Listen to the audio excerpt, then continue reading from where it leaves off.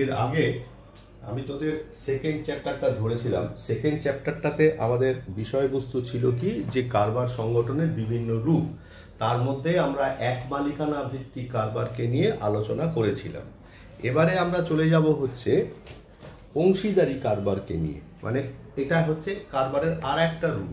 তাহলে অংশীদারি কারবার কাকে বলে, যাকে ইংরেজিতে বলা হয় পার্টনারশিপ বিজনেস।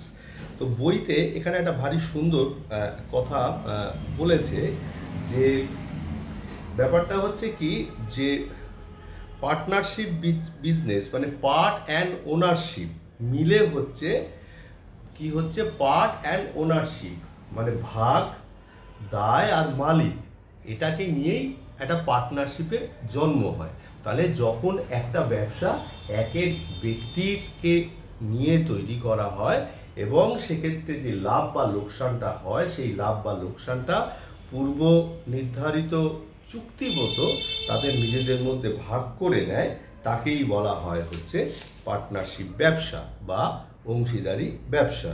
তো ব্যাপারটা হচ্ছে কি, যে 1932 সাল পার্টনারশিপ ব্যবসার ওপর যে আইনটা চালু হয়েছিল সেটা 1932 সালে। কি বলছে 1932 সালে অংশীদারি আইন 4 নম্বর ধারায় এই অংশীদারি আইন কাকে বলে তার সংজ্ঞাটা দেওয়া হয়েছে। বলছে যে সকলের দ্বারা মিলিতভাবে অথবা সকলের পক্ষে, মানে সকলের দ্বারা মিলিতভাবে অথবা সকলের দ্বারা একজনকে নিয়ে, মানে সকলে মিলে একজনকে বললো যে তুমি কারবারটা চালাও, এইরকম ব্যাপারটা।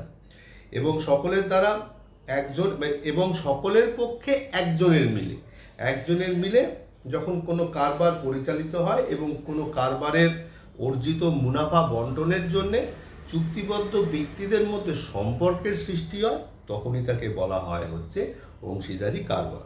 হলো এবার মানে অংশীদারি কারবারটা যে গঠিত হয় তার তো কিছু উপাদান আছে। উপাদান মানে হচ্ছে কি, যাকে নিয়ে, যেমন আমাদের শরীরের উপাদান হাত পা মাথা এগুলো, তেমনিভাবে অংশীদারি কারবারেরও প্রথম উপাদান হচ্ছে চুক্তি। মানে একটা কন্ট্রাক্ট না থাকলে সেটা কখনো অংশীদারি ব্যবসাই হয় না। চুক্তি হচ্ছে অংশীদারি ব্যবসার প্রধান একটা উপাদান। অর্থাৎ আগে থেকেই আমরা কি করব, চুক্তি করব। এবং সেটা 5 নম্বর ধারায় বলা আছে যে আমরা মানে জন্মগতভাবে বা সামাজিকভাবে অধিকার বলে নয়, মানে অধিকার বলে না, আমরা কয়েকজন মিলে চুক্তি করব, হ্যাঁ আমরা ব্যবসাটা করতে যাচ্ছি। তারপরে কি বলছে, সদস্য সংখ্যার ক্ষেত্রে না কিছু কথাবার্তা বলবার আছে। কি সদস্য সংখ্যার ক্ষেত্রে কথাবার্তা বলবার আছে, সেটা হচ্ছে কি, যে অংশীদারি আইনের ন্যূনতম সদস্য সংখ্যা, ব্যাপারটা হচ্ছে যে অংশীদারি আইনের ন্যূনতম সদস্য সংখ্যা 2 জন তো হবেই, কেন 2 জন ছাড়া তো অংশীদারি ব্যবসা হবে না। কিন্তু ম্যাক্সিমাম কতজন সদস্য হবে সেটা অংশীদারি চুক্তি আইন 1932-এ বলা ছিল না। 2013 সালের কোম্পানি আইন অনুসারে 464 ধারা অনুসারে, এটা আমি তোদের দিয়ে দেবো, 2013 সালের কোম্পানি আইনের 464 ধারা অনুসারে কোনো অংশীদারি ব্যবসার সর্বোচ্চ সদস্য সংখ্যা বলছে 100 জন হতে পারে। আবার সেটা 2014 সালের কোম্পানি নিয়মে আবার পরিবর্তন এসে বলল যে সেটা 50 জনের বেশি হতে পারে না।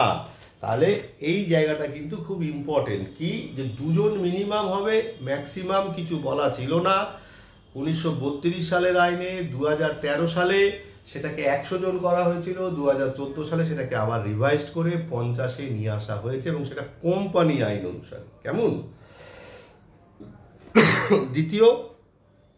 দ্বিতীয় হচ্ছে কারবার। ব্যাপারটা হচ্ছে যে তাহলে অংশীদার যখন একটা ব্যবসা তৈরি করছে, সেই ব্যবসাটাকে বলা হচ্ছে একটা ফার্ম। সেই ফার্মটা কি হচ্ছে, সবার মধ্যে চুক্তিবদ্ধভাবে একটা কারবার গড়ে উঠছে। তারপর মুনাফা অর্জন এবং বন্টন, এই জন্যেই তো চুক্তি, সেটা মৌখিক হোক বা সেটা লিখিত হোক। মানে ব্যবসা হবে, ব্যবসা হওয়ার পর কে কতটা মুনাফা পাবে, টোটাল যে মুনাফা হবে সেই মুনাফার কতটা অংশ পার্টনারদের মধ্যে বন্টিত হবে, সেটা আগে থেকে আলোচনা করা থাকতে হবে, লিখিত বা মৌখিকভাবে বলা থাকতে হবে।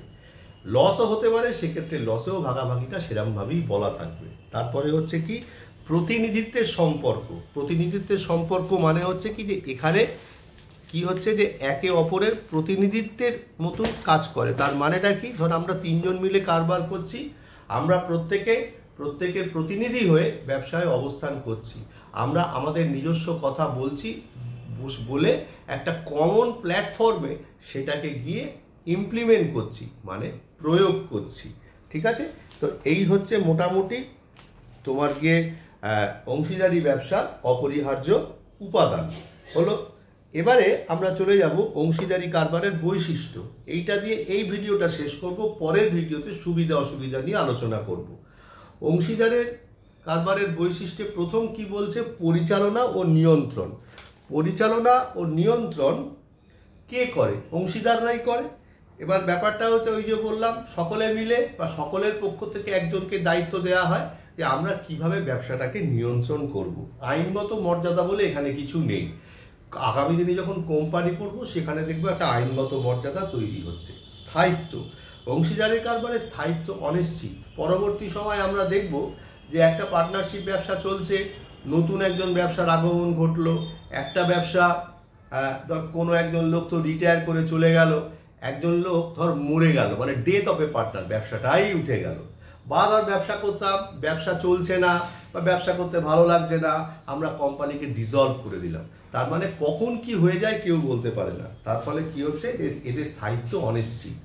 অংশীদারি কারবারে নিবন্ধন বাধ্যতামূলক নয়। নিবন্ধন মানে হচ্ছে আমরা ব্যবসাটাকে রেজিস্ট্রেশন করব কিনা। তো রেজিস্ট্রেশন যদি করি তাহলে সেক্ষেত্রে কি হবে, তাহলে সেক্ষেত্রে যেটা হবে যে অংশীদারি কারবাররা নিজেদের মধ্যে যদি কখনো কেসের ব্যাপার থাকে, মানে আদালতে যাওয়ার ব্যাপার থাকে, সেই আদালতে গেলে তাদের নিজেদের মধ্যে আইনগত যদি কিছু প্রক্রিয়া করবার দরকার হয় সেটা করতে পারে।